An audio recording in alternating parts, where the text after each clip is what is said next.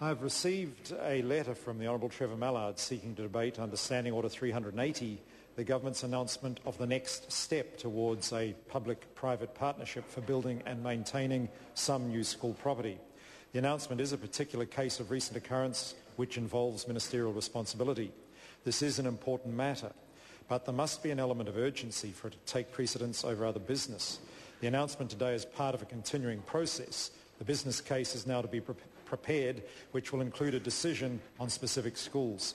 In considering whether a matter requires the urgent attention of the House, it is also relevant to consider whether another parliamentary means of debating it is available. There will be other opportunities of debating the matter, especially as the House will shortly debate the estimates. In these circumstances, I'm not persuaded that the business of the House should be set aside today. The matter is one that can be considered over a longer time frame. The application is therefore declined. Would some honourable member care to move that the House take note of miscellaneous business? Mr Speaker. The Honourable Leader of the Opposition. Mr Speaker, I so move. There's been a controversy over the last 48 hours since the government announced it over mining proposals. That controversy is because this government, led by John Key, was proposing to open up New Zealand national parks and protected areas to the mining industry. Yet that Prime Minister won't accept responsibility for the part that he played in that decision. There it is, the Herald, muddled government mining stance fatally flawed.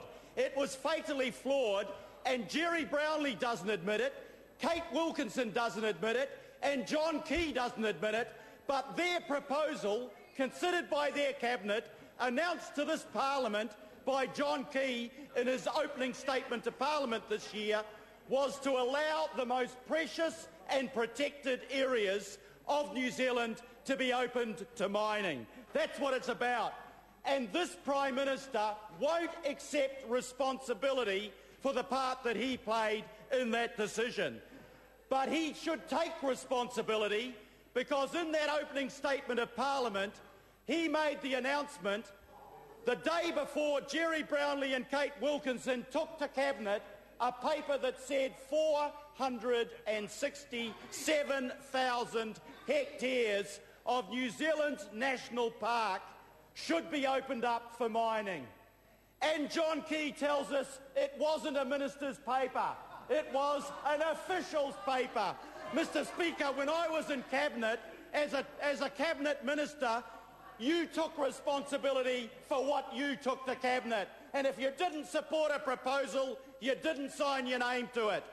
And of course, Jerry Brownlee did support it, because he sets it out here way back in 2009 to the Australasian Institute of Mining, where he told the international mining interests everything they wanted to hear. What does this speech say? The major proposal is to gut Schedule 4. That is to allow this national government to go in and dig up our national parks.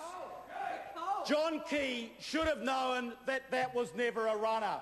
When Jerry Brownlee went to see him early in 2009 and said, I have a step change for the New Zealand economy.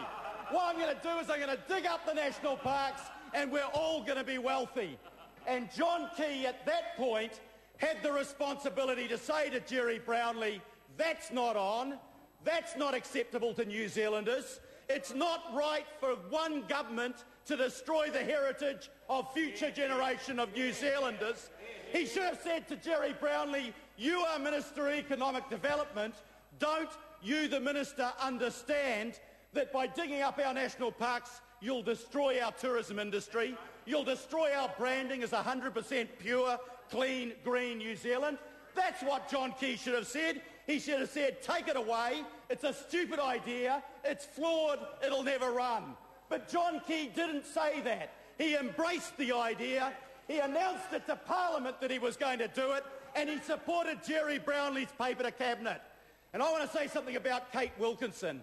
What Kate Wilkinson doesn't understand is that she has a statutory responsibility as Minister for Conservation to advocate for the conservation estate.